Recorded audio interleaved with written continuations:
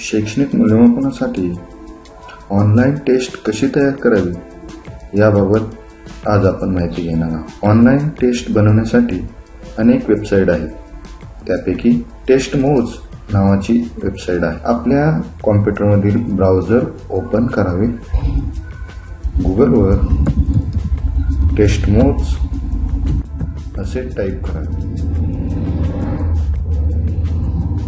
टेस्टमोजला type केल्यानंतर टेस्टमोज the taste generator या लिंकला click करा।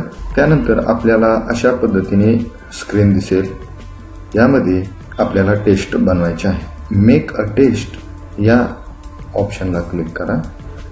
त्यानंतर आपल्याला ज्या विषयाची टेस्ट बनवायची आहे किंवा आपल्या टेस्टचं जे नाव आहे ते नाव द्या।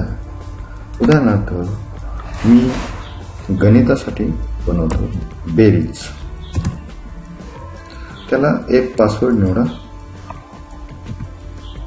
पासवर्ड टाईप करा आणि कंटिन्यू केल्यानंतर या ठिकाणी लिंक आलेली आहे आपल्या टेस्टची। यामध्ये आपल्याला सेटिंग्स आहेत। टेस्टमध्ये काही सेटिंग करायचे असतील तर आपण बनवलेले प्रश्न या ठिकाणी असतील। आता एकही प्रश्न बनवलेला नाहीये, त्यामुळं नो क्वेश्चन्स दिसेल। त्यानंतर संपूर्ण टेस्ट बनवल्यानंतर आपल्याला टेस्ट पब्लिश करावी लागते। चला तर मग आपण सुरुवात करूया। होमवर येऊ। होमवर आल्यानंतर ऍडजस्ट सेटिंग्स आहे, ऍड क्वेश्चन्स आहेत आणि पब्लिश आहे। आपल्याला प्रश्न टाकायचे, ऍड क्वेश्चन्स करू। या ठिकाणी प्रश्न आपल्याला टाईप करायचे आहेत। उदाहरणार्थ मी दुसरी बेरीज हा घटक तपासण्यासाठी ही चाचणी बनवत आहे।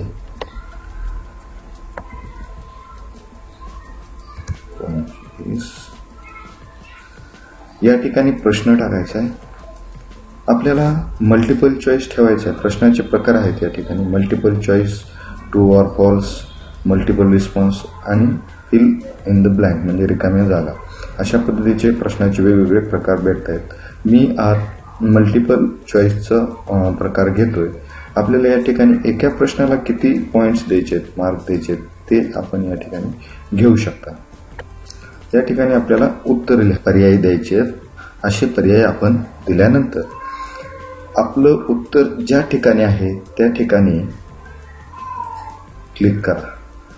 आता 2 नंबरला उत्तर आहे तर 2 नंबरला आपण क्लिक करायला हवं आणि त्यानंतर शफल ऑर्डर प्रश्नांचे आपल्याला ठेवायचे असेल तर आपण या ठिकाणी चेकबॉक्सवर क्लिक करू शकता। आणि आता आपल्याला नवीन पुन्हा प्रश्न घ्यायचा आहे, म्हणून सेव्ह अँड ॲड न्यू या ऑप्शनला क्लिक करा। या ठिकाणी आपला क्वेश्चन 2 आउट ऑफ 2 दिसतोय। 30 अधिक 15 बरोबर किती? पुन्हा मी या ठिकाणी ऑप्शन घेईल सेव्ह अँड ॲड न्यू। आणखी एक प्रश्न ॲड करतो, 45 अधिक 20 बरोबर किती? पर्याय। आता 3 नंबरला उत्तर आहे आपलं, म्हणून 3 नंबरच्या चेकबॉक्सवर आपण ठेवायचे। ते 3च प्रश्न बनवायचे होते। मी 3 प्रश्नांची प्रश्नपत्रिका तयार केली। तुम्ही जास्त घेऊ शकता, व्हिडिओची लांबी वाढेल म्हणून मी 3च प्रश्न घेतलेले। आता आपले पूर्ण टेस्ट झाल्यानंतर सेव्ह या बटनावर क्लिक करा।